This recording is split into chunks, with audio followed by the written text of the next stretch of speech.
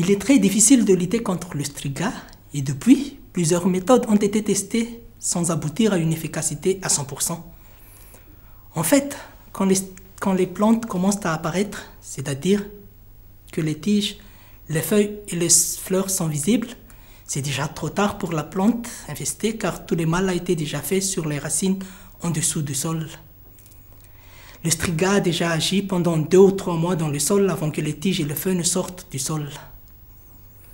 Ensuite, chaque pied peut émettre dans les 10 000 à 100 000 graines de taille microscopique et qui peuvent se répandre très facilement par le vent, par les semences, par les pailles, par les animaux et même par les matériels. Une fois dans le sol, les graines ne germent pas tout de suite, mais ont une période de dormance de 4 à 8 mois. Par contre, si les conditions de germination ne sont pas atteintes, par exemple, si on ne cultive pas des céréales sur la parcelle, les graines peuvent rester pendant 10 à 20 ans dans le sol, tout en gardant leur capacité germinative.